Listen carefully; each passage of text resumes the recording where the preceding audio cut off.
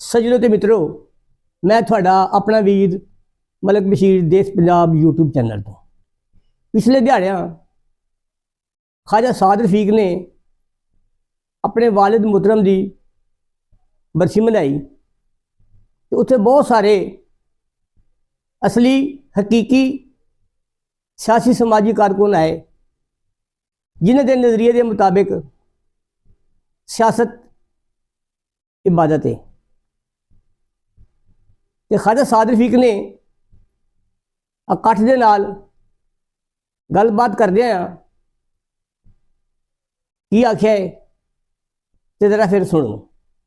ज्यादतियां तो बहुत हुई हैं, रियासती अदारों पे हमले किए गए, 9 मई डिलिबरेटली किया गया, कोई साजिश नहीं थी। 9 मई डिलिबरेटली किया गया।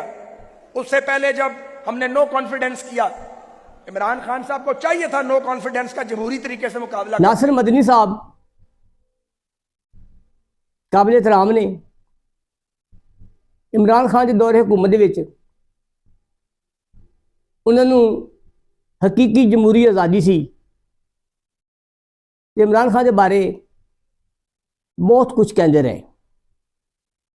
जमहूरीत हर बंदे का हक है, उन्होंने भी अखीर कर दी तो उदों उन्होंने किसी ने अल्फों बे नहीं आख्या। तो पिछले दिनों के उसका जोड़ा हाल होया वा वो मेरे ख्याल थानू दसन की लोड़ कोई नहीं, तुसी आप जानते हो। तो जरा नासिर मदनी साहब दे आ गल भी सुन लो। बड़ी मुखालफत की इमरान खान की, पर एक गल उन्होंने मैं दाद देना है, जो जेल गया बीमार नहीं होया, बीमार नहीं होया ना बाहर गया। तो थानू भी मैं अपील करना, अल्लाह के घर च अज नीयत कर लो, जदों भी बीमार हो किसी तवीज़ वाले को नहीं जाना, बस दरूद इब्राहिमी पढ़ के या का नाबुदु या का नस्ताइन ते फातिहा पढ़ के फूक। इंसान नू हक ते सच का साथ देना चाहिए। लख मुखालफत होवे, मुखालफत बराए मुखालफत नूं छड़ के दलील दे नाल मिसाल दे नाल बंदे नूं कैल करना चाहिए। ये सियासी समाजी कारकुन का इहो हकीकी ते जमहूरी हक है कि वो सियासी पार्टियां तो अलग हो के एक सोच सोचता वा।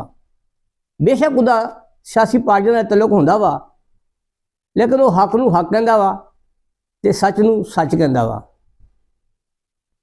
जे असी इस राह ते चल पईए तो इंशाअल्लाह वो दिन दूर नहीं होएगा जदों साडा सोहना पाकिस्तान तरक्की दी मंजिलां तय करदे होए अगे वधेगा। जीवे जीवे पाकिस्तान ते जीवे सोहना देश पंजाब।